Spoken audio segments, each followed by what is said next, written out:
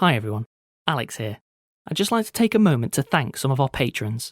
Delaney, Julia G. White, Will Kramer, Mary Nettle, Chris Adams, Christine, Karen Cross, Mary Malake, Kalioz, Jasmine Tyrrell, Saruna Jam, Den Glanzig, Professor Ampersand, Benjamin Hebsch, Vilte, Baliu Tavikute, Angela, The Geek Gene, Doug Standish, Saj Hu, Riki Tiki. Thank you all. We really appreciate your support. If you'd like to join them, go to www.patreon.com/rustyquill and take a look at our rewards.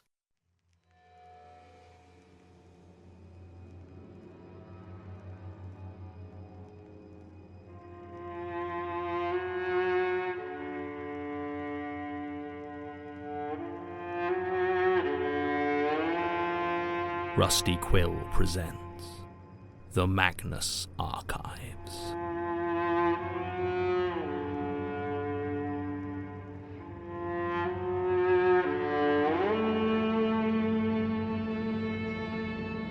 Episode 146, Threshold.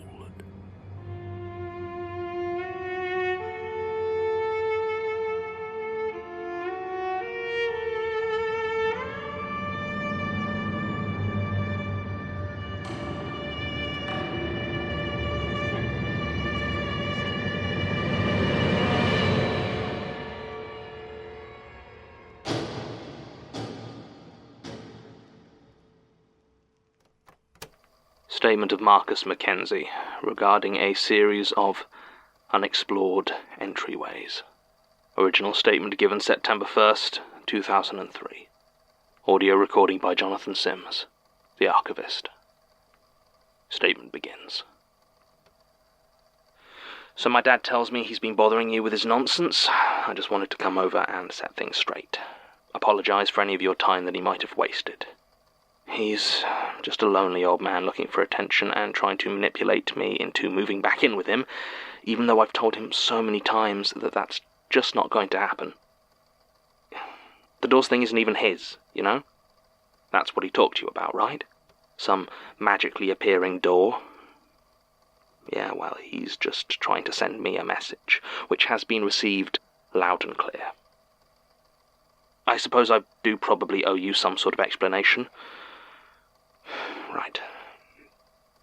I'd been living with my parents a while. I kept moving out, but it never seemed to stick. First was uni. Fine, moving back in after a degree is normal.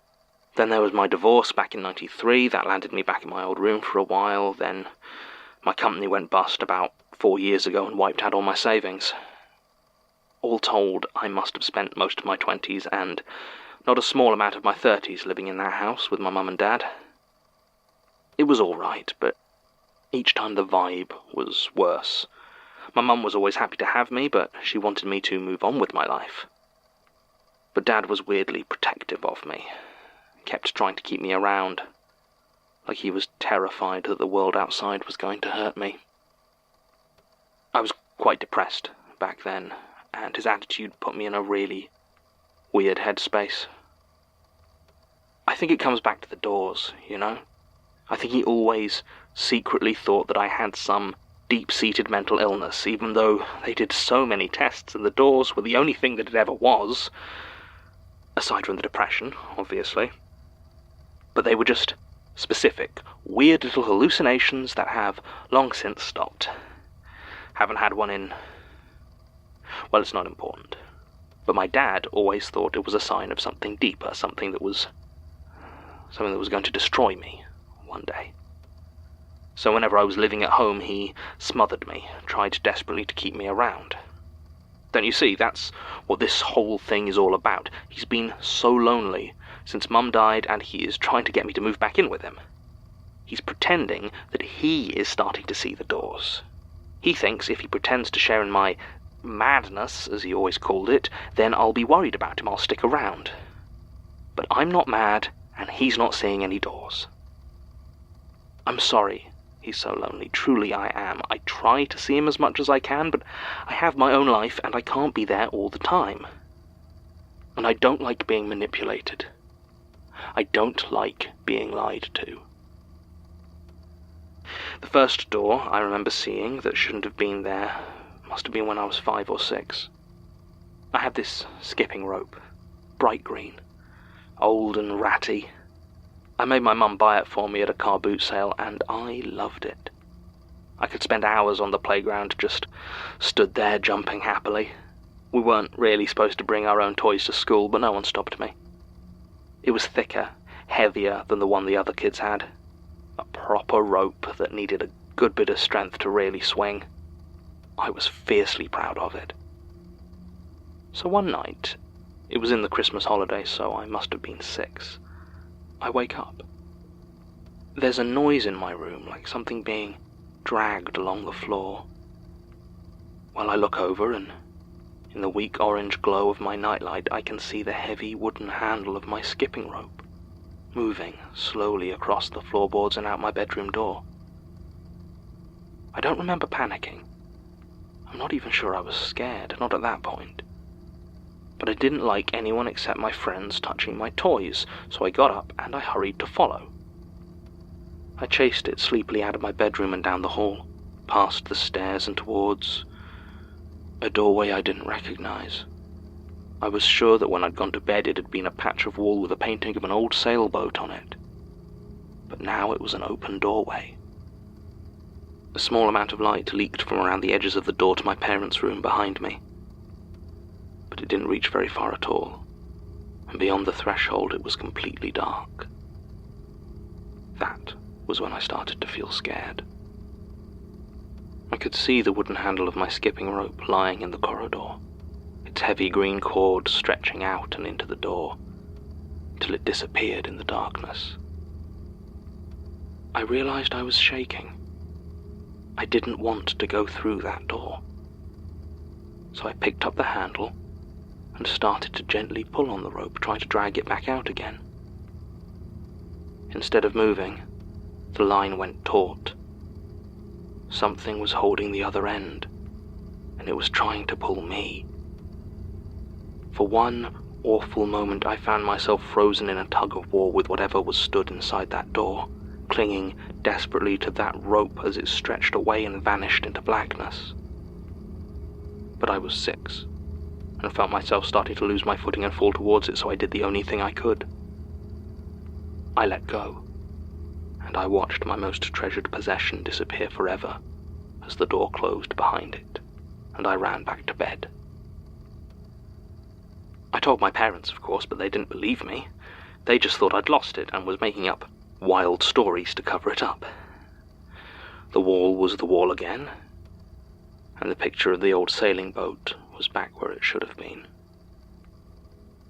The next time I was 11, and that time the door wasn't really there. Well, it was, but it was covered in concrete. It was in this old alley, about 5 minutes' walk from my house, and one of the buildings was this abandoned warehouse. At least I think it was a warehouse. The wooden signs were rotted away and the windows had all been broken, and the main door had been covered in a layer of perfectly smooth grey concrete.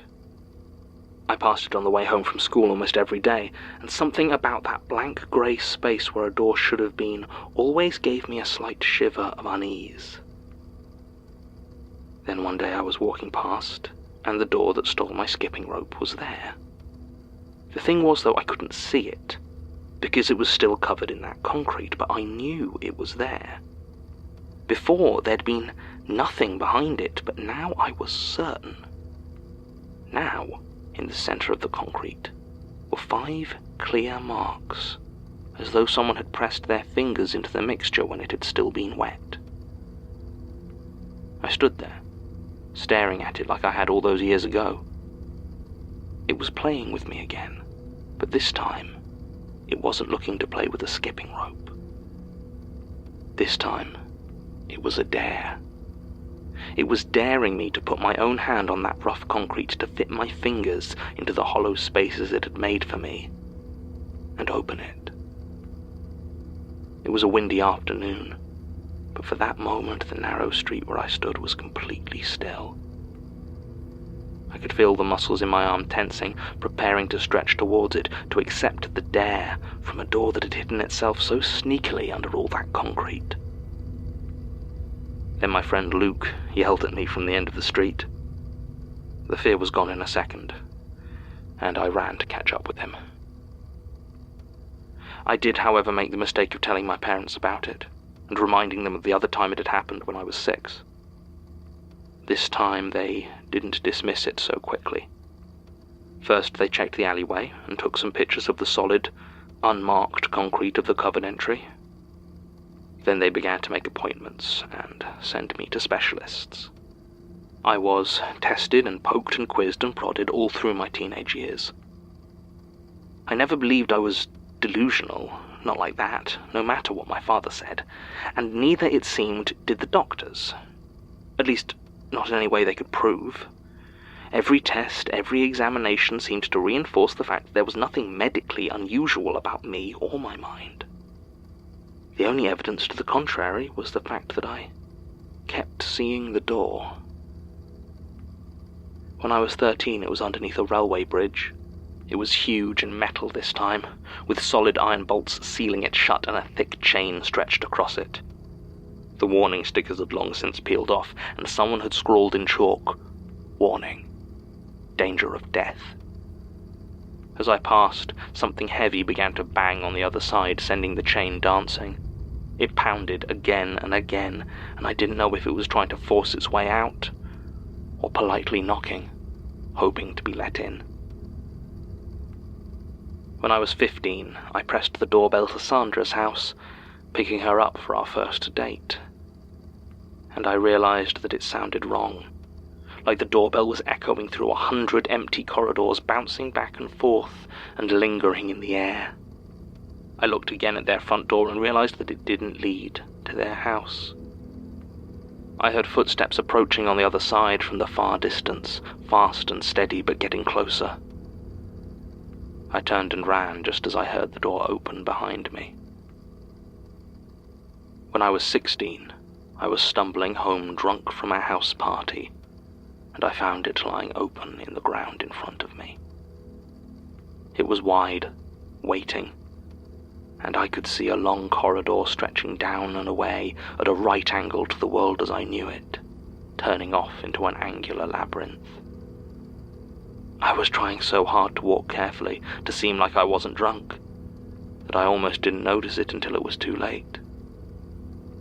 I stared into it for a long time, my eyes hazy from cheap vodka, and I saw a shape walking calmly along the vertical floor. When I was 18, I was driving a group of friends to a concert in Leeds when we pulled into a service station to get some lunch.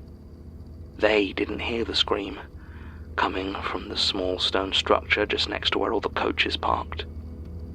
They didn't see the drag marks that led across the tarmac and under the door. I didn't eat lunch that day.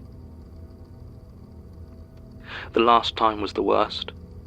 It hadn't happened for almost 15 years, and when I saw it, I almost wept. It was when I was living in Oxford, up Cowley Way. A few streets over, there was an empty plot of land, just scrubby plants and junk. If there'd ever been a house there, it was long gone. A few of the older residents said it burned down in the 70s, but they were always real weird about it. I passed it whenever I was heading down to get a drink at the City Arms. The last week before I had to move back in with my parents, I was at my lowest point. I was bankrupt in all but name, the work of almost half a decade flushed down the toilet, and all that remained of my worldly possessions were packed up for yet another return to childhood. And as I passed that empty space of grass, there it was. A pale yellow door stood all alone, like the entrance to a house that I just couldn't see. It had no frame around it, but I was sure that if I grasped its handle and twisted, it would still swing open, silent and inviting. This wasn't like before. There was no playfulness here, none of that malicious joy that I had always felt coming off it. Now there was just a cold hunger, a deep, anger, as though I had no right to just stand there looking at it. The street was silent, but I could feel it screaming at me to open it. I just about managed not to. I was just about able to walk away. I'm sorry. I didn't mean to get so deep into my own issues. I'm not mad, I know that. It's just this door is something else. And my father knows that. It's why he used it as a cornerstone of his little story, but it's just pretend. He just wants me to move back in with him. And I can't. I just can't. Sometimes you just have to leave. Even if what's on the other side scares you. Statement ends. So it seems we did have Marcus Mackenzie's statement after all. I spent so long looking for it back when I found his father's, and no luck. But now I decide to start looking properly into Hilltop Road, and all of a sudden, I'm drawn to rearrange a filing cabinet. And what do I find behind it? I never thought I'd miss those days, when I could throw out some half-baked speculation about drug abuse or mental illness, and whoosh, away all the statements went. There is nothing in the world more reassuring than ignorance, which we can mistake for certainty. But no, almost every one of those statements, those people,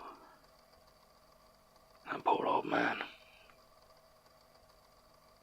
Like I can talk.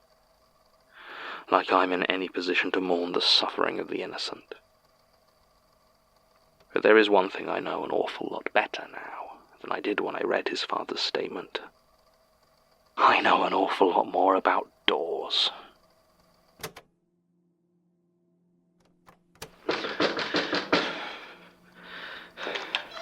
You rang? Marcus Mackenzie. Why didn't you tell me? Is that name supposed to mean something to me? No, I suppose it wouldn't, would it? Just an old man and his son for you to terrorize and feast on.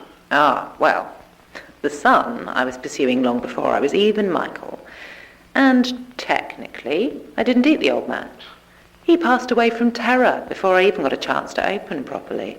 And his son Marcus, he was fine when I found his father's statement 2 years ago, but now, suddenly, I can't get through to him. No, I imagine not. I decided it was time to finish that game a few months ago. Why? Not sure. I suppose Helen didn't have quite the same attachment to him as a project. I'm not quite as much for decades-long campaigns of subtle terror these days. That's horrible. Is it?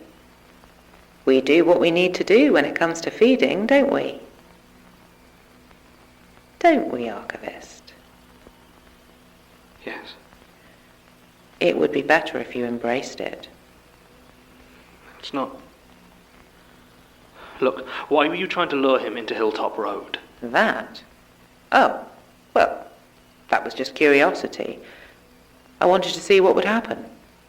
I don't understand. There is something wrong with Hilltop Road. You know it as well as I do. Some strange scar in reality at the centre of whatever it is the spider is spinning. When young Mr. Mackenzie passed, it seemed like a good opportunity for an experiment.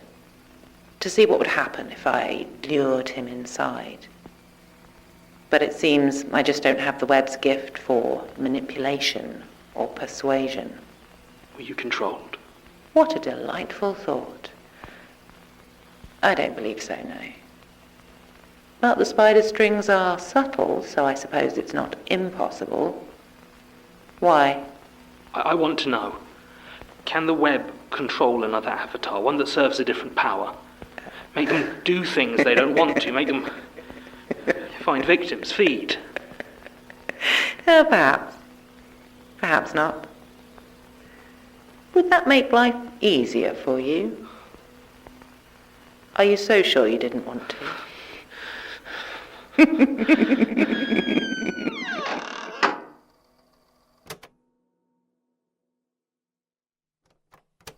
been a while since you've all come to see me together. I assume it's not good news. No. What the hell have you been doing, John? Martin left a tape for us. And what exactly is on this... Oh. Yes. How many? Basira, How many? 4. Jesus. Including the one on the boat. What one on the boat? Including Floyd's? 5. Jesus. Do I even want to know? I do. Jess Terrell, the woman on the tape, she was the 4th. I just tried to... I was weak, ravenous. I didn't feel... The first was a supermarket cleaner. Ended up lost for a week in an endless warehouse. I didn't even... I just went in for some shopping, and he was there, and I just asked. The second was... it was after I got stabbed by Melanie. You are not putting this on me. No, that's not what I meant. I was walking the streets. I thought I was trying to clear my head. But you were hunting. Apparently. I found a woman who, every year on her birthday, wakes up in a fresh grave, just for her. And the third was after the coffin. A man rejected by all who knew him, searching ever darker places for love. When he told me his story, he started weeping maggots. Enough. I hope so. Why didn't you record them? Why do you think? Because he was ashamed? No, I don't... I mean, I don't record anything anymore, not really. I just sort of assume they'll turn on if it's important. Well, they didn't. No, I suppose not. So, what do we do now? I don't know. You're a danger, John. A monster. You're hurting innocent people. So did Daisy. Shut up. It's not the same thing at all. Basira, he has a point. You didn't know what you were doing. And since you did, you've spent every waking hour resisting. He knows exactly what he's doing. It's not that simple. It feels... I don't know if I can control it. I don't know if it's even me doing it. So you say you're being controlled? I don't know. Maybe. The web What was the name you said before? Annabelle Kane? Yes, she's been watching us. I'm pretty sure of it. John, I'm not sure that it's actually... No, if he is being controlled, we need to know. And we need to know now. Do you know where she is? Not properly. I think she has some connection to Hilltop Road. Then we go, now. Unless anyone has any objections. Not from me. You don't get a vote. Oh, okay, seriously, I'm going to have to be the one to point out that this is a terrible idea. Daisy? Be better if we could prepare. I just think that we shouldn't be exposing ourselves like this until we have a little bit more than a hunch. She does have a point. I didn't ask you. Okay, fine, I'll go then. I'll do some recon on my own and update you. Wait, hang on. Basira... I'll tell you all what I find. Don't let him eat anyone's brain while I'm gone. That's not what I do. But Basira, come on. Well, that was... Shut up. So we're going with her. Come on, Mel. I'll see if I've got a stab vest in your size. Yeah, sure.